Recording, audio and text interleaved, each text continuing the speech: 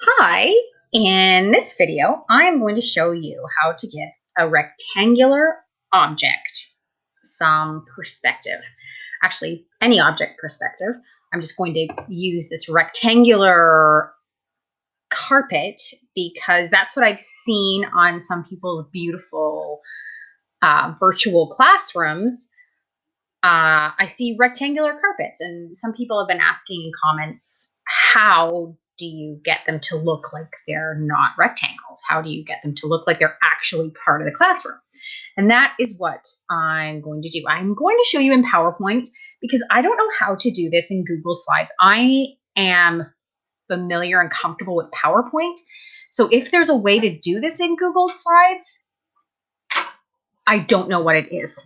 So I apologize if you're trying to do this in Google Slides. They do have lots of workarounds that are just a little bit different from PowerPoint. I just don't know what they are. So without further ado, I will show you how to make this rug look like that on the floor. It's no longer a rectangle. It is now a trapezoid, which is what perspective is. So you can use it. I made this circular rug. Now it looks like an oval.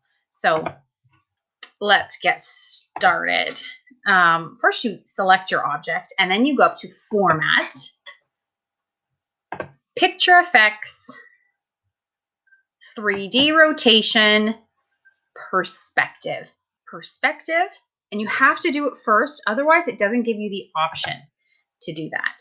So there we go. Now it's a trapezoid, but it's not as flat on the ground looking as we want it.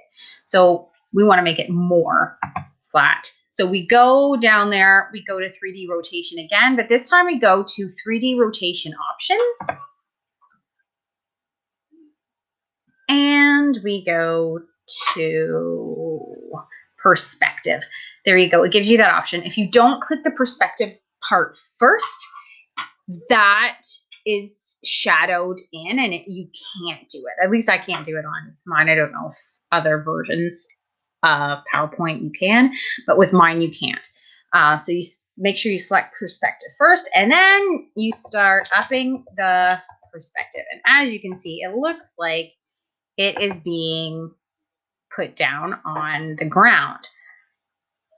Let me see. That looks like it's the right perspective. You can also do this if it's, see, that makes it even look flatter, and that's even flatter. See, that would work. If you don't want to do that, let me see here. What I did with mine was I just smushed it. So it looks flat again, but then when you go like that, it's not. So I just smushed it a little bit, and there it looks. It's got the same outside lines, but it just fits in this space. So you can play around with that, get it to look the way that you want it to look. But now it actually looks like it's on the floor in that room rather than it's a piece of clip art that you stuck on there. If you wanted to save this, you can save it. You would want to save it, right click, save as picture, and then you'll give it a name, save it as a PNG file. If you save it as a JPEG, it will have a white background, and you probably don't want to use it with a white background. So save it as a PNG. That'll give it a transparent background. And rug on the floor 2. There we go. Save it. Now it's saved. And when you go to insert it in anything else, in another classroom, if you've got a different classroom every week, I'm changing mine weekly.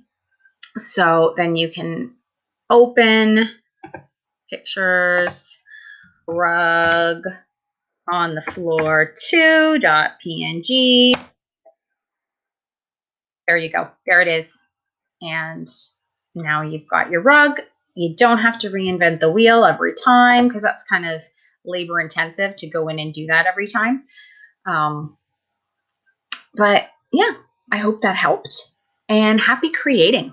This is a lot of fun to create virtual classrooms. So I hope that my little tutorial could maybe make life easier for you and get your classroom to look the way you want it to look. Good luck.